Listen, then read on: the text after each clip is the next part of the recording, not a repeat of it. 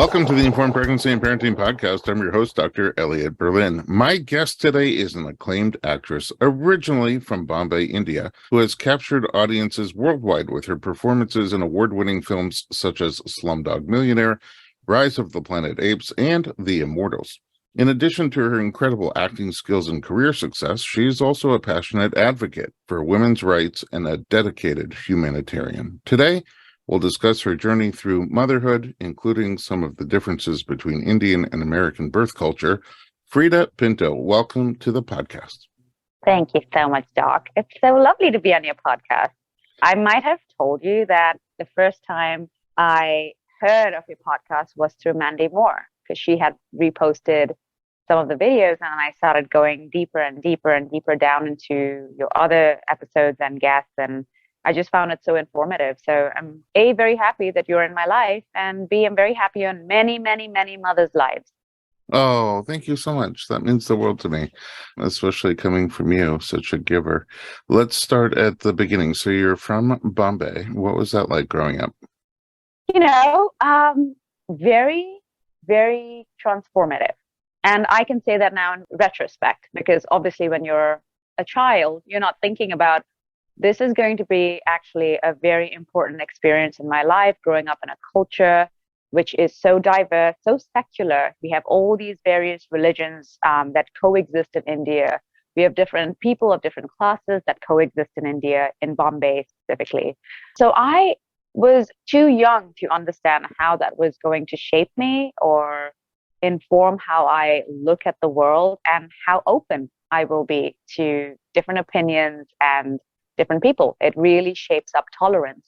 So I really do credit my upbringing, my childhood in India, in Bombay, to being the open person that I can be today. Even though, we're just surrounded by Indians, no other people from other countries. But there is a lot that is going on within that beautiful, big, complex country, and definitely complex city. What do you want to specifically know about my childhood? Because there's so much to it.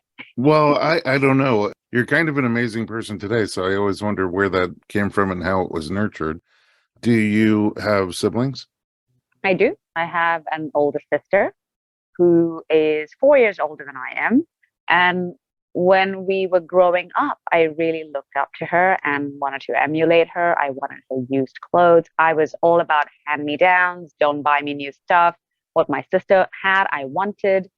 And she kind of found that very annoying. I was a typical younger sister who was just like, following her around everywhere, wanted to live in her shadow. And she just found that like her little baby pest, and she loved me for that. But she also wanted me away from her. And siblings go through sometimes in their lives. We had moments where we were close, moments where we were not so close. And now we're inseparable. We're like each other's best friends. I rely on her for her wisdom and her perspective on life, which is different from mine, but also complementary, if that makes sense. I think I almost need someone like her in my life to make sense of what I am going through. And I have great perspective too, I would like to believe. And, we share that with each other. But yeah, I think we're just so bonded. We're so close to each other. Did you guys leave India for travel? Together, yes, we did. We traveled much later in life outside India. We went to Barcelona. In fact, just the other day, she was sending me pictures about this fun trip we had when we went to Barcelona. When I was nominated to the BAFTA, she traveled with me, with my mom, to London. So that was a lovely experience. But I will tell you, India is such like I said, a diverse country. You can find this landscapes and scenes that you see in, let's say, Switzerland or Morocco, Afghanistan, or the beautiful beaches of Southeast Asia. You can find a little bit of all of that in India. And so my parents made it a point that we traveled and really got to know our country. And, my mom's brother was in the military, in the army, and so in the armed forces.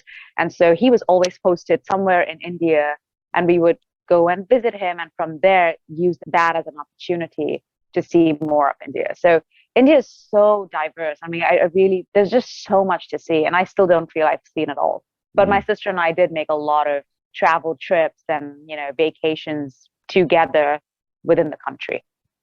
How did you get into acting? So I think a part of it was that it was kind of ingrained in my DNA even before I knew it. I have a very dramatic godmother, my mom's sister. My mom can be very dramatic, but it's all not professionally used, but somehow used in family life and everyday life. So I kind of think I inherited it from them. And my dad always says this, that if I became a doctor or an engineer, he'd be very worried for me because he just knew from the very beginning I wouldn't be happy. That isn't what I was cut out to do. They saw me being creative from the time I was really, really little. Yeah, so I should tell you, I was born in a middle class family, born and raised as a good Catholic girl. I went to Sunday school. And part of the reason why I enjoyed going to Sunday school was not necessarily, being immersed in religion or Catholicism or any of that. It was really the extracurricular that I found to be very much part of it, which is I was allowed to write and perform my own plays. So I was, always writing. I conducted the children's choir. So a Oh, lot of wow. yeah, I did that and I was very passionate about it. One of the things that my sister actually reminded me, and I feel like even before I knew it, it was already my life's mission. I love watching other people shine. And I love being part of that journey when someone is shining. I love being someone who either set up the foundation or came while the foundation was already set and just kind of mentored or set someone forward. I just love the activity of doing that. And I think that has informed the producer in me without even knowing that I was already doing it. So that was what I feel like I already had cemented my place in the creative world, in the producing world, very, very early on. And so acting happened. I think it was all about being in the right place in the right time.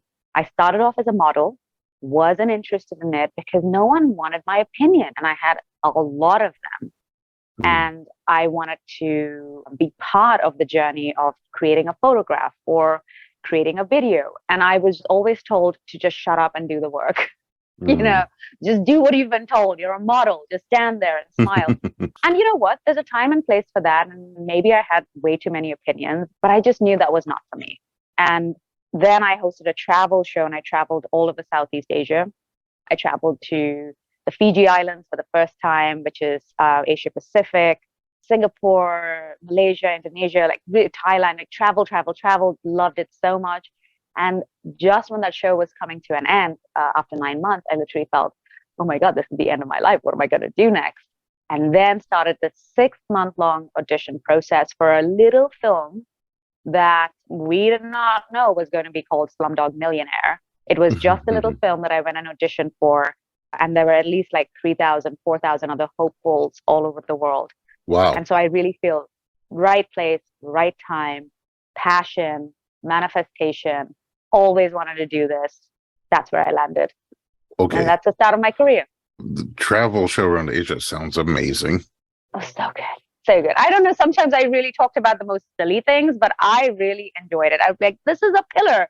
Sometimes there was really nothing to show, and I just talk about a pillar. But anyway, I really enjoyed it. It really opened my eyes. I traveled so much within India, and it really opened my eyes to culture, to again, respecting things that were different from how I was raised or who I was. And you said 6 month audition process. Very long. What happens over 6 months? So, have you seen the film? Have you seen Slumdog I Millionaire? haven't seen it. Okay, you haven't seen it. Okay, so there are three age groups in the film.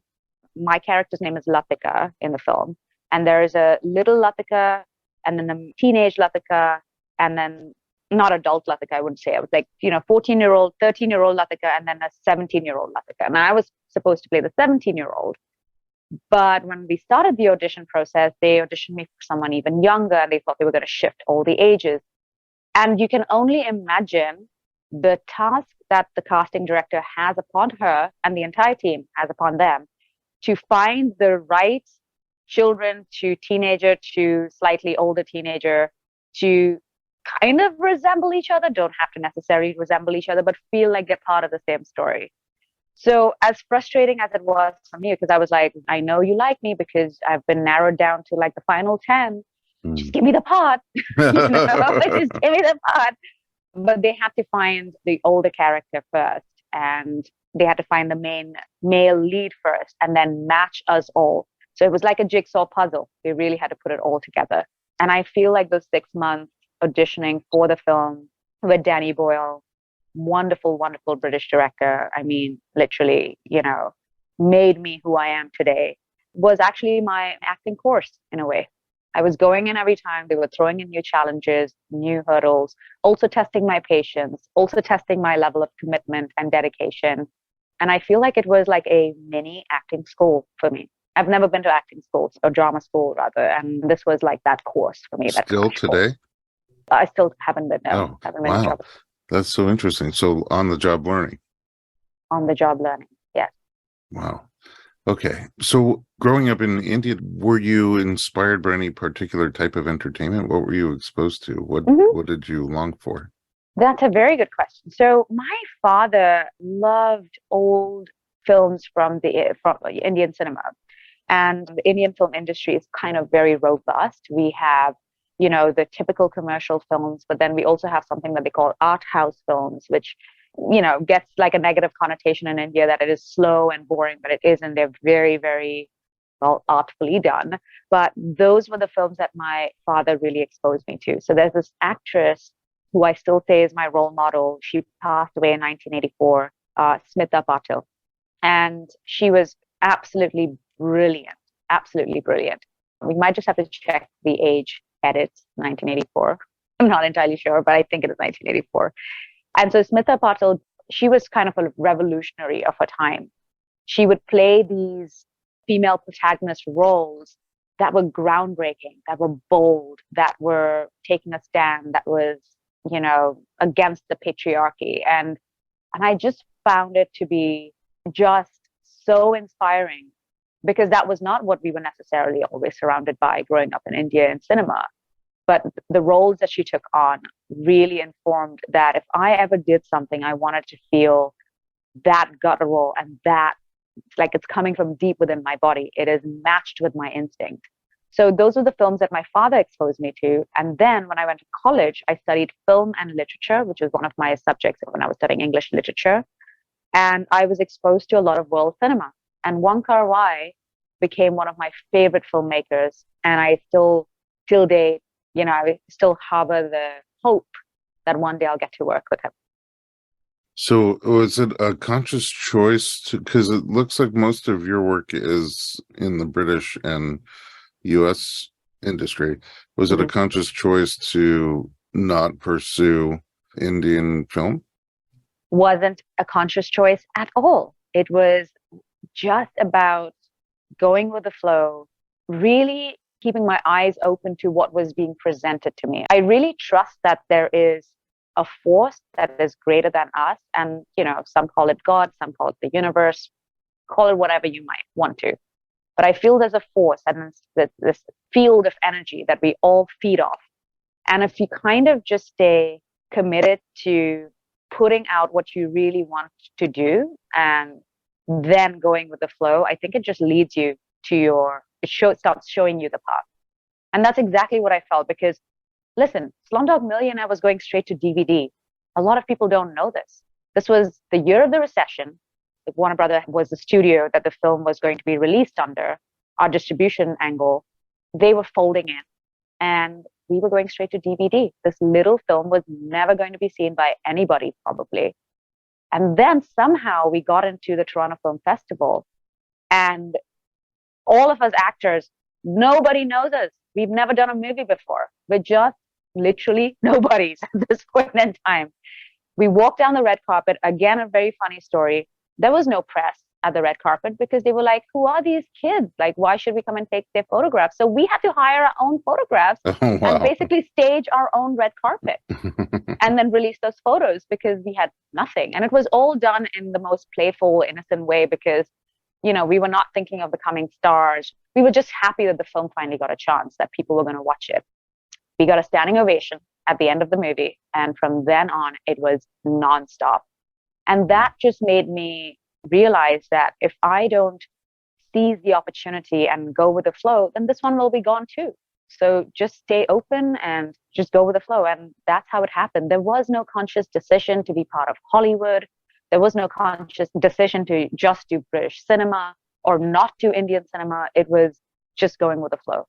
But I will tell you, when I was very, very young, I would have this vision that I was on a world stage. Now, I don't know what that really meant, because my Sunday school teacher asked me the question, like, so what do you want to be when you grow up? Typical question you ask every kid. And I said something like, I want to stand on the world stage and I want what I do to make a difference. That's all I remember. And I don't know why I said that. She still reminds me that I did. And I actually remember that I did say that. So yeah, just following my path. And you've only grown from there. Before we jump into your new role as a mother, do you have a favorite role that you've played and something on your wish list that you hope to do? Yeah. One of my favorite roles that I played was this TV show called Gorilla. It was on Showtime and Sky Atlantic in the UK. And it came at a time when various reasons, I think the role was beautifully written, super radical, very required. It was also very misunderstood when the TV show came out. It felt like I was taking away roles from other people, from other communities, but actually that wasn't true. There was a lot of true inspiration behind the character that I played. However, despite the backlash the show got, I realized how proud I was of the role, and that no amount of backlash could make me not feel proud of it, or no amount of backlash could make me regret it. And that just made me realize I had grown in my profession, that I was fully committed and that I was fully taking responsibility. And I went into it with my eyes open, and I walked out of it with my eyes even more open. Wow, that's so powerful. That's so powerful. And wow, what a distance from when you were modeling and they were just like, shut up and shut up and pose. Stand there. Yeah, pose. And then what about aspiration? Something you'd like to do? Yes, something I'd like to do. There's a lot that I would like to do, but I think from the point of view, I do a lot of drama. I should just say that I do a lot of drama. I've attempted comedy and I do like it. But one thing that I'm really hoping to do is a really memorable rom-com, because there are many rom-coms, right? There are many, many rom-coms, but a memorable rom-com would be Bridget Jones' Diary, you know? So I'm really hoping to do a memorable one. Well, I'll watch that. Yeah, I know you will. I always feel bad because I don't really watch TV and movies because of my face blindness. So when a character comes out and then goes away and comes out, I'm like, who's that? Every time. It's the most annoying thing for me or for anybody around me. It's like hard work to try to follow things. But I will watch your memorable rom-com. Okay. Let's take a little break. When we come back, we'll find out how you got from there to motherhood and how that's going. We'll be right back.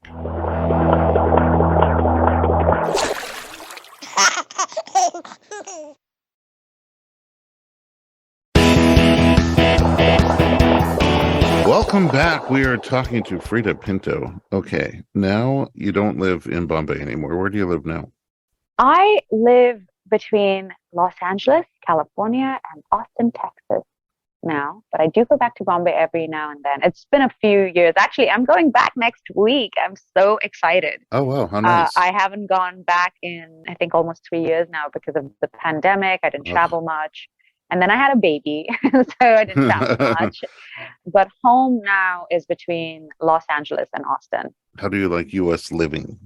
I do love it quite a lot. I feel this is my home and I don't know where else I would be at this point. The two cities I mentioned have in equal measure hold importance in my heart, in my growth, in my friendships, in my, friends who have become family. And also Austin, I particularly chose for peace of mind. I love Los Angeles, but I couldn't be here all year round. There is a certain frenetic energy that I enjoy, but I can also feel very anxious in that frenetic energy all the time. So I need to escape every now and then. So the recharge, exactly. The recharge, the rethinking what creativity really means. And I feel I can do that in more quiet spaces, quiet places. And I will say, I've been talking about the American dream quite a lot, especially after this year's Oscars, even more so. And there is still in my mind and in my heart, I do believe this is still the land of opportunity. It is still unfair in many, many ways, in many ways. And no country is perfect. Neither is India. No country is perfect. But this country still presents a lot of opportunity. I also believe hard work always pays off. I mean, I think that's true. Everything that you just said, I agree with. And how did you meet your partner? I met my partner when I was filming in New York. I was filming this TV show called The Path. And my co-star, Aaron Paul, the most loveliest person ever. He loves love. He loves the idea of love. He wants all his friends to be in love. And I was not in love at that point in time. I was living in New York for the first time. It was actually a dream, by the way. I always wanted to live in New York. But for some reason, I was always working and traveling. And so LA became home base. And then this TV show presented its opportunity for me to live in New York. And I was living my best single life, going on non-committal dates and truly enjoying life. And then Aaron decides to kind of put a little twist to my single life. And he goes, what kind of guy do you want to date? You see, I feel like you go on a lot of dates, and what kind of guy do you want to date? And I was like, Aaron, don't matchmake. Don't set me up. I am not ready for that. And I also don't want to do that, because what if this person you set me up with ends up being a D-bag, and then I have to come back to set and look at your face for the next 6 months. So don't do it. But he's very stubborn, and I'm so glad that he's stubborn and so full of heart. He introduced me to his best friend, Corey. Oh, because the two things I said was, because he said, what kind of a person you want, right? And I just had to kind of shut him up. And so I just said, someone who operates from a place of spontaneity and someone who just loves travel and culture. And I just left it at that. And there you go. The next thing you know, he's introducing me to his very adventurous friend, Corey, who's traveled to more than 68 countries. And who basically, more than 68 countries, has a truck and a tent attached to his truck, loves to camp, almost never says no if there's a plan. Yes, he's in. So it's amazing that I just said it and he just knew it. Very he played cool. Matchmaker really, really well. Thank you, Aaron Paul. Aaron Paul needs an app. He does. He does. Oh, that's so cool. Okay. And then how long have you guys been together now? We've been together now for about 5 years, actually. 5 years. 5 but years. We've been married for 2 years. Yeah. Congratulations. Thank you very much. Like starting a family, was motherhood, parenting, family something that you had thought about, either as a kid or teenager or when you started to date? And together, how did that come up for you? And what kind of thoughts did you have on it together? So when I was a kid, for sure, I thought of myself having a wedding and I would get married, and I thought of myself having kids. And, most of these things I thought would happen when my mother had kids, which was around the age of 26, and I was born when my mom was 30. So I thought somewhere in the 20s, all of this would happen. But my gosh, Doc, the 20s are so confounding. And I would never want to be anywhere in my 20s again. Teenage years, great. I wouldn't mind going back there. 30s, great. I wouldn't mind going back there as well, because I'm almost towards the end of my 30s. I'm looking forward to the 40s. But oh my God. Oh, you don't hear that a lot. Please do. I am looking forward to my 40s. I hear it gets even better. I mean, I feel better every single day. But the 20s were really not good. and in what way, though? I really did not know who I was in my 20s. I was really trying to figure things out. I was always left confused. I felt like I had good instincts, but could never really reach out to them. Also, a huge thing happened in the 20s, which is my career.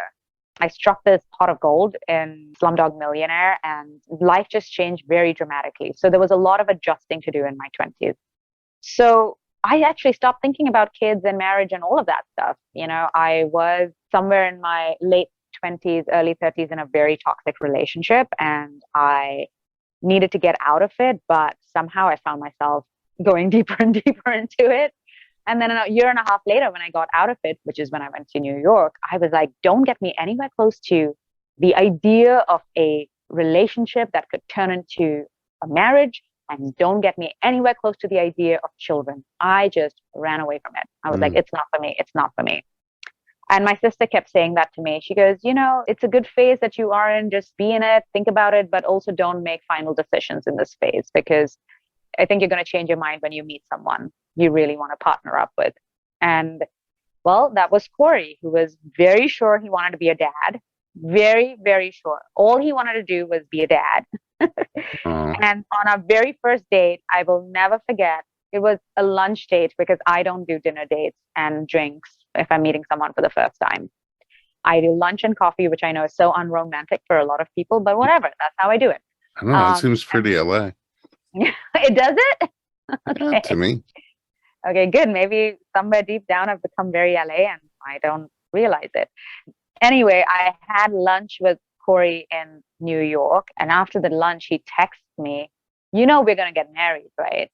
I'm going to marry you. And I was like, whoa, I don't want to ever speak to this person again. How very bold, but how very interesting as well. I was both attracted and both put off at the same time. And to say he was right. He was right. He knew it. And, as I continued dating Corey and realized that this man doesn't trigger my anxiety, does not make me feel like I have to be on, I don't have to always be on. I can just be myself. That's when I realized I wasn't something different for the first time. Wow. That's pretty powerful too. You have all these powerful milestones. I think about all of them in retrospect. I think about things now in the moment because I'm also a mom. And I think it has really kind of harnessed my ability to really tap into my instinct and feel confident about it. But a lot of things I do think of in retrospect as well. Oh, that happened for a reason. I can see the picture now. I didn't see it back then or in that moment. I knew something magical was happening, but I see how it all played out. It's kind of beautiful. I think some of my stories come from that, the stories that I want to tell. Yeah, what you know. Yeah. Once you decided on kids, did pregnancy come easy? Pregnancy came very easy, but the first pregnancy did not stick. And that wasn't easy at all. Oh, miscarriage. A miscarriage, yeah. I'm so sorry. Thank you. I never thought that I would ever have a miscarriage.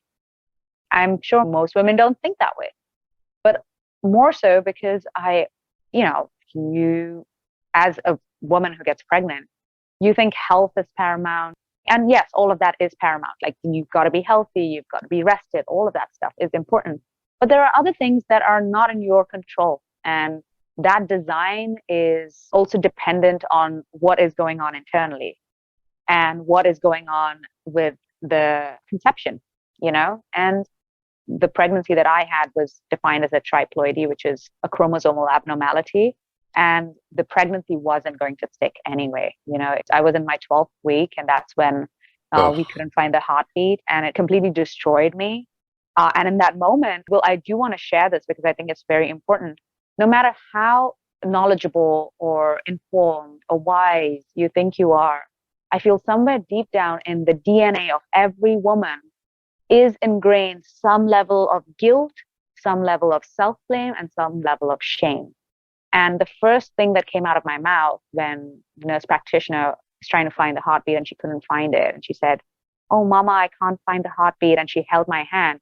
And the first thing that came out of my mouth was, "Is it because I exercised too hard?" Oh, my goodness. And I don't even know how I put that in my head. I couldn't even stop it. I just blurted it. And the next thing I said was, "Is it because I took my thyroid medication too late?" And none of it was connected to why I miscarried. But that's how, we all think. And well, it took me a while to come out of it. Luckily and unluckily for me, I was filming.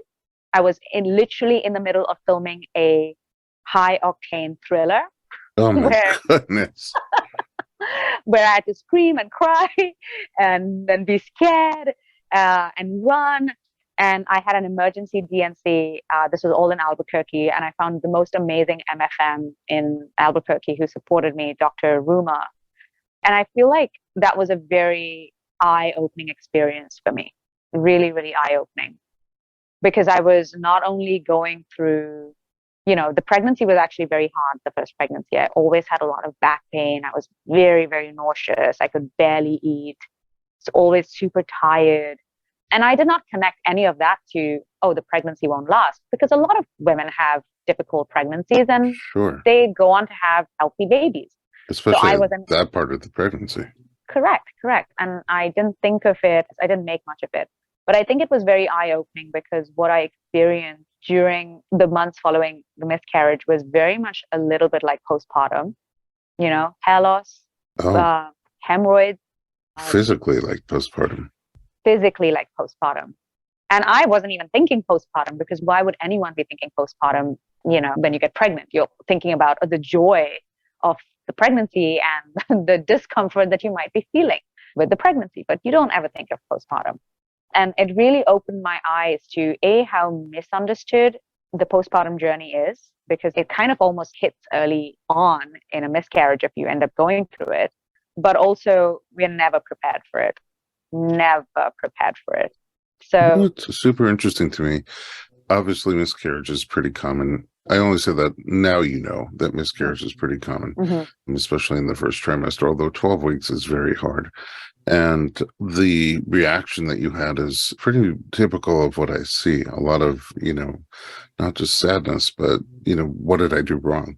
And more often than not, it's almost like your body did something right, which was to identify this as a non-compatible with life pregnancy, self-terminate, and get ready to start again. But what I never thought about until this moment is the postpartum element after a miscarriage. I never thought about that, but it makes so much sense. It makes a lot of sense. And I had someone really important in my life at that point who held my hand through it all. Her name is Alisa Vitti, and she's written 2 books. The first one's called The Woman Code, and the second one's called In the Flow. And it's all about hormones, and it's all about what happens with your body through your menstrual years, but then also around pregnancy and then postpartum, and then finally menopause and beyond. And so I kind of really reached out to her and I told her, I'm experiencing something that I never thought I would experience. I had never had hemorrhoids, and the miscarriage, the emergency DNC that followed, that then led to other gut issues, which, by the way, was also made worse because I was filming night shoots, 11 continuous nights Oh my right after the miscarriage. gosh. So it was What? brutal, absolutely brutal. No one knew I was pregnant. And hence, just a few people knew that I had a miscarriage because I had to take 1 day off. I just had to take 1 day off. And then I came back, and then there were these running scenes and whatnot. And, and I had excessive bleeding actually after my emergency DNC, which is why I had to take the 1 day off, because I was in the hospital getting bags of blood. And it was also now on a mental level very traumatizing because I wanted to mourn, but at the same time, I just wanted to get my job done. And I just felt like this was my responsibility. I cannot let down an entire production. And I also looked at it as a way to escape the pain. But when it all got done, when we finally ended up wrapping the movie, I went back to Austin and I just started eating anything and everything I could. Things that were self-sabotaging, things that just felt good at that moment. And that also affects how your body heals, I learned that the hard way, and I don't regret doing any of that, but it took me a month and a half to recover from what I was putting myself through. I mean, I just can't even know how hard that is to go through just by itself, but then to just have to be so on camera, just on camera and on camera and active, and as if nothing happened, and surrounded by people who have no idea that this is what you're going through. I remember that I had to tell my costume department, the head of the department, I had to tell her because I had to wear these pads to absorb the blood loss, which means the way my clothes would fit would also look weird, And so I had to tell her, and the way that the 3 women from the department stepped in and held me so close, because most of the project was surrounded by mostly men. And I did not know who to reach out to. And I finally told Alexandra, one of our female producers, but I also told the costume department. And gosh, it just makes me so emotional. The way they held space for me every single day just made me feel like I wasn't alone. Even though it felt like a very lonely experience, I felt like that space was held for me. And the other person I actually want to credit is actually my trainer, Patrick Murphy, who actually introduced me to you as well. Yeah. He also held space for me because I had to kind of physically stay active in some way, shape, or form for this film, And he tailored and changed everything about my workout routine to just help my body cope through what it was going through. And I think all of those elements really came together for me. And last but not the least, Corey, like he literally drove back from Austin. This was all during the pandemic. Drove back from Austin, stayed with me, and really, really took care of me. Wow. I'm so sorry that you had that difficult experience, and I'm glad for you that you were able to find support. It sounds like some really solid support. And I'm grateful to you for sharing, because I say it all the time, it's a conversation that needs to be had and isn't had on a wide enough scale. So thank you. Let's take another little break. We come back, we'll find about your recent pregnancy, birth, and postpartum. We will be right back.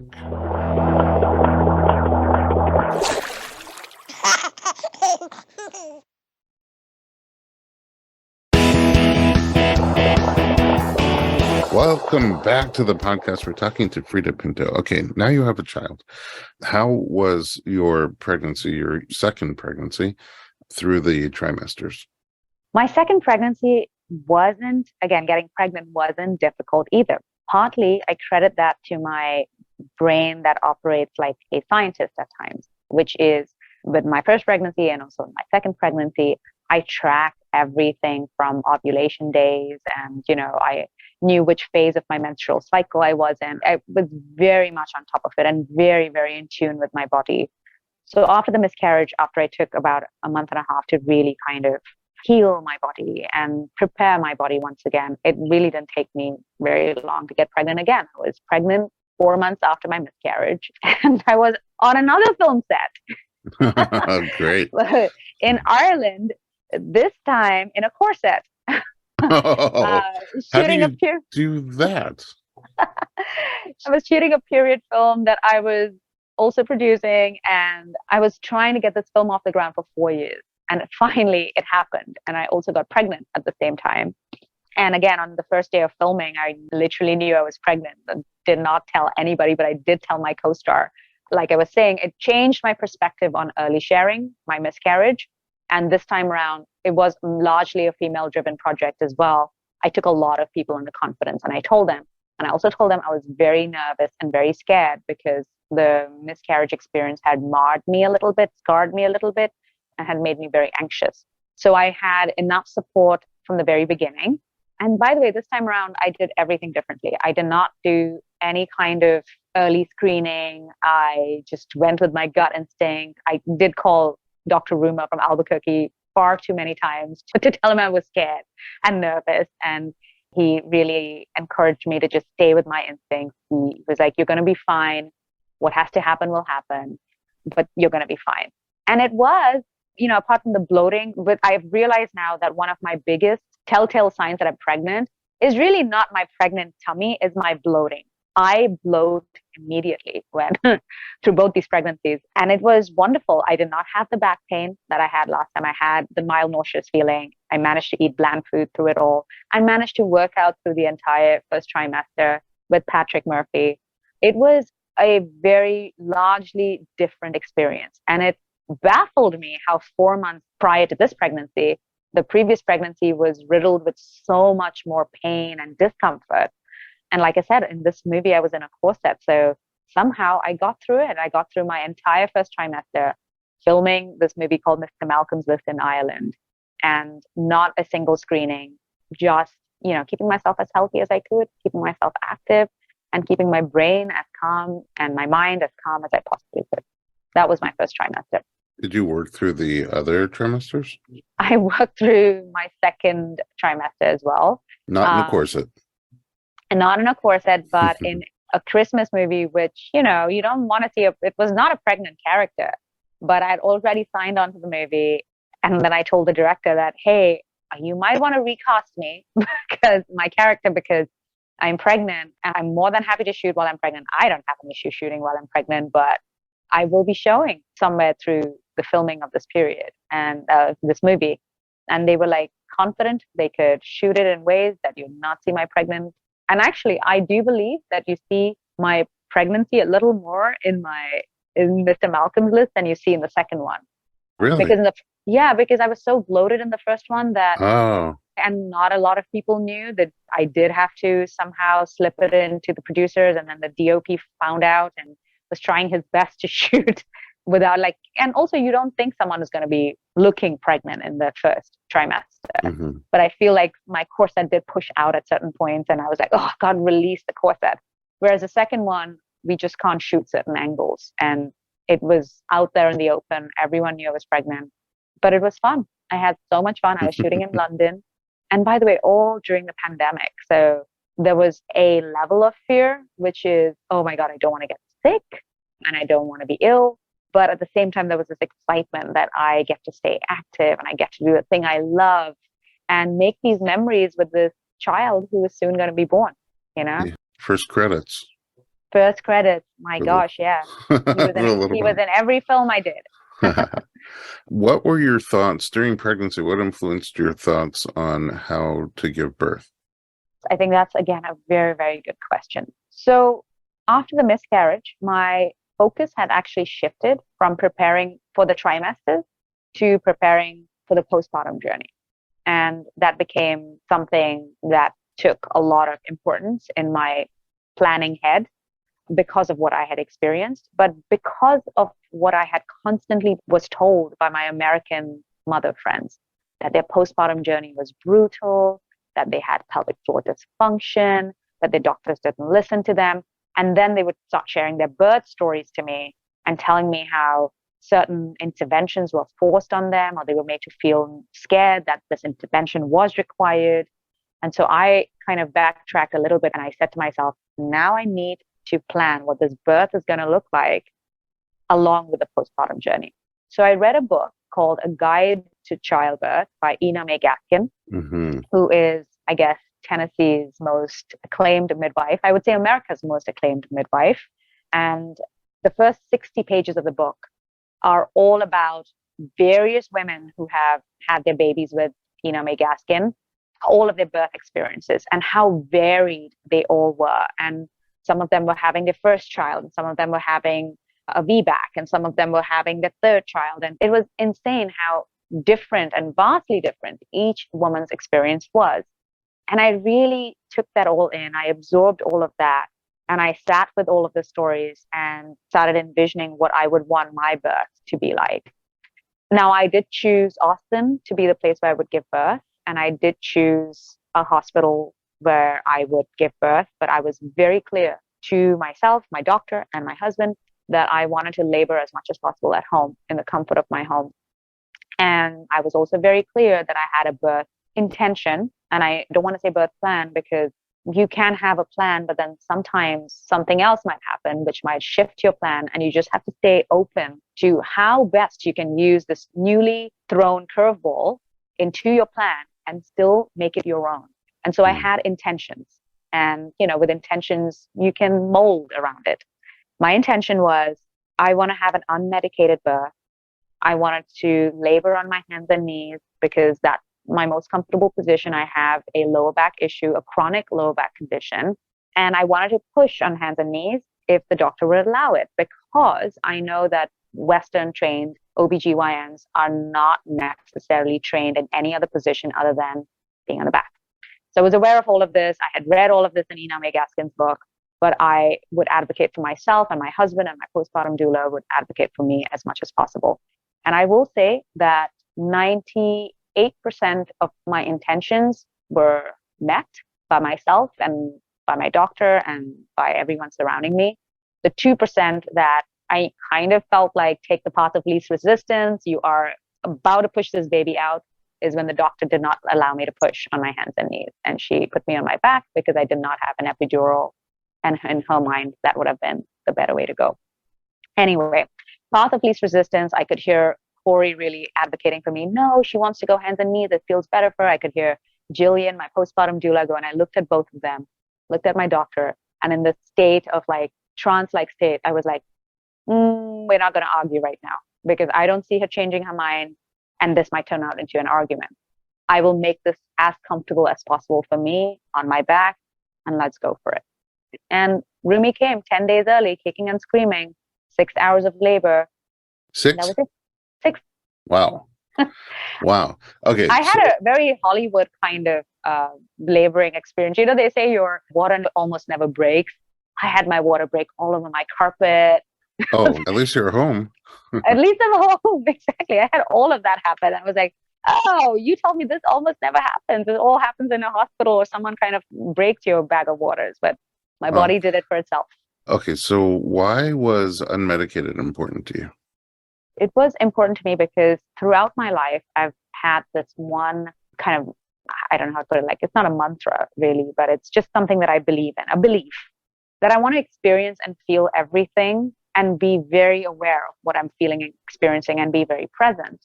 And I'm also aware of my threshold for pain. Like, I have high pain tolerance. So I was aware of that as well. And so going into it, I knew it was also a mind over matter kind of thing. And that I was doing pretty well with my yoga and my breathing techniques. And I was also inspired by the things that I read in Ina May Gaskin's book. So I kind of really wanted to enjoy what my ancestors enjoyed if it was written for me. So in the end, you did that. What were the sensations that you had? Oh, I will never forget. I won't be able to recreate that pain in any which way. I don't even want to call it pain because it's even higher than pain. It's not painful. It's out of this world. But the pressure that I felt in my abdomen, it was almost like it zapped the air out of my body. You know, it literally was like I couldn't breathe, like I was winded every time a contraction came by. And I remember that it just like put me in this trance-like phase where I was not moaning very loudly. It was just like my breath was just taken away from me, and I was finding deeper and deeper and deeper places to go to find new air, like almost creating an imaginary lung for myself, you know, 2 imaginary lungs outside of my body. So it was a very out of body experience. And I will say this, which is kind of scary to say it sometimes, but I will say it. I will do pushing a baby out without an epidural any day over breastfeeding. Because the initial days of breastfeeding were possibly the most confusing.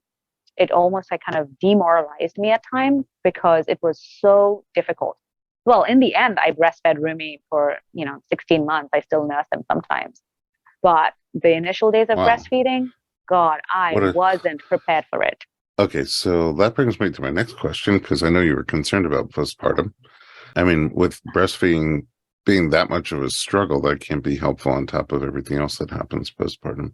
So, like, what was your general postpartum experience? A, how was it, and how was it compared to what you thought it would be? And then B, how did you deal with breastfeeding struggles? Yeah. So along with reading Ina May Gaskin's book, I had read another book by Kimberly Ann Johnson called The Fourth Trimester. Now, I'm not a lot about reading books and then, because you can't put a mother in a book, you can't put a baby in a book. Everyone has their own individual experiences.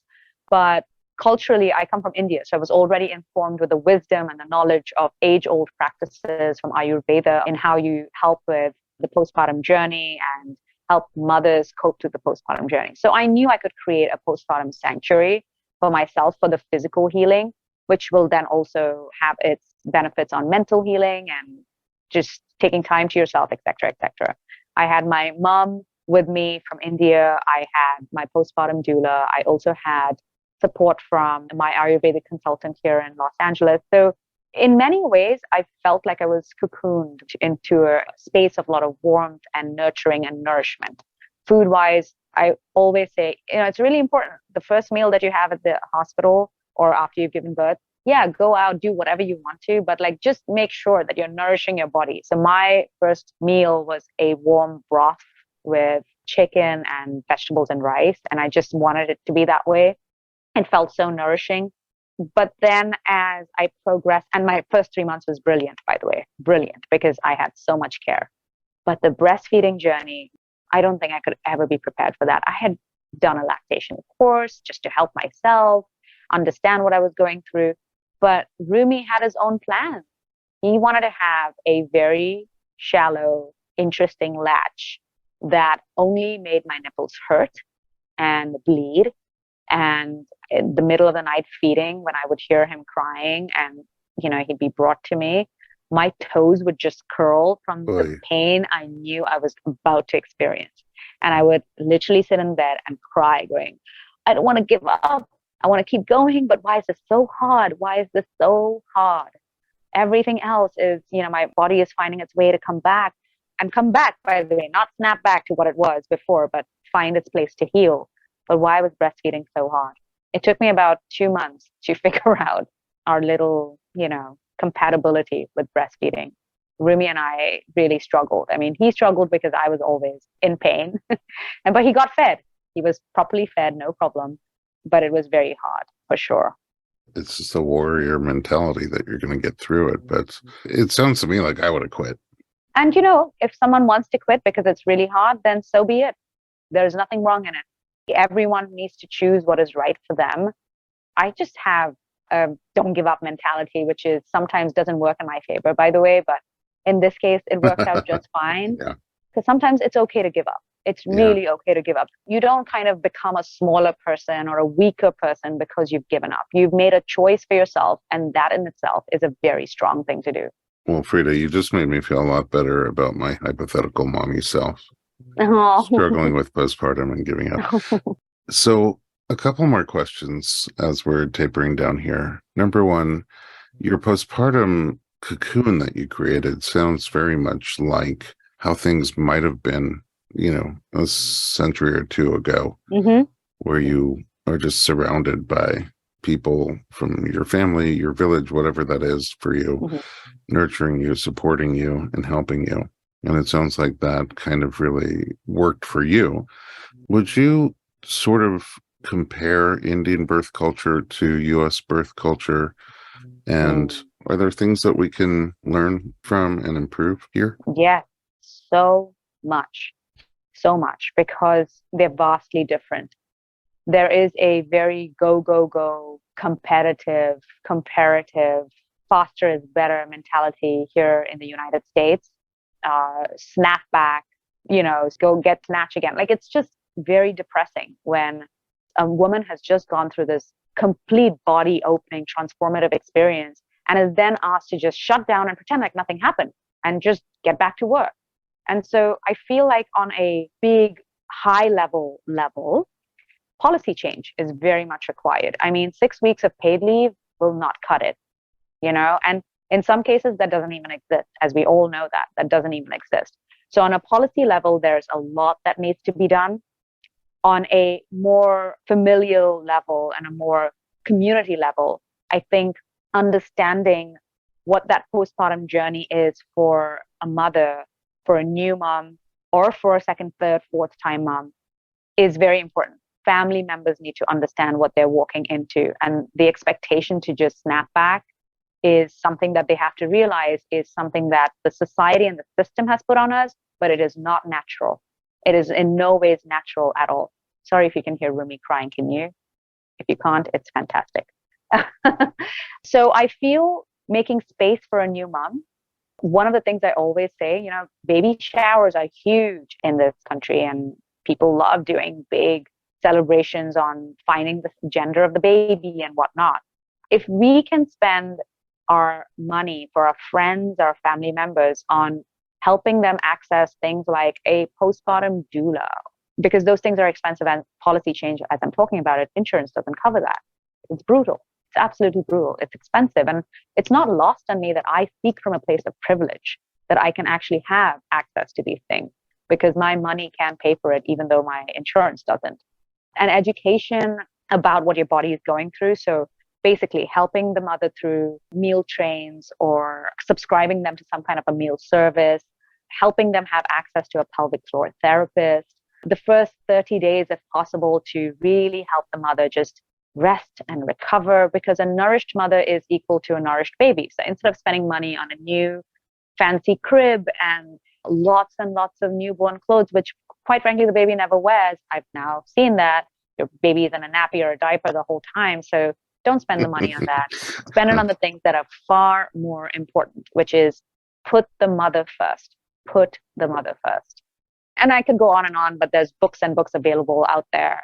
I really highly recommend reading Kimberly Ann Johnson's book, The Fourth Trimester. I also recommend reading Ina May Gaskin's book. There's information out there on how we can help moms. And by the way, if I have to plug in something that I am working on, I have the chief impact officer of a company called Anya, where we are providing verified information from resources like Ayurvedic consultants, acupuncturists, chiropractors, pelvic floor therapists, OBGYNs, postpartum doulas, all on the website for free. And the subscription is for products, but all of that information is available. It's Not amazing. Dr. Google. Go away from, stay clear away from Dr. Google. Dr. Google is damaging. Dr. Google speaks so many languages. All right, Freida, thank you so much. This has been an incredible episode. I learned a lot, and I really appreciate you sharing your personal journey with us. Where can we find you online? On my Instagram account, which is at Freida Pinto, Freida Pinto. I don't do anything. I don't tweet, and I am not on Facebook. I'm not a big social media person, but if I have something important to say, I always find my way to put it out there. Okay. Well, I'll look for you there on Instagram. And one thing I wanted to tell you is we are doing on Informed Pregnancy Plus, our video streaming platform, a series called Baby Book Nook, which is video reviews of books related to pregnancy, parenting, and postpartum. And two of the books on our list are The Fourth Trimester and Ina May's Guide to Childbirth. So we'll have them up there pretty soon. And those are two great recommendations from you, and we'll be covering them. Thanks again. And at home, if you want to find us online, you can visit informedpregnancy.com.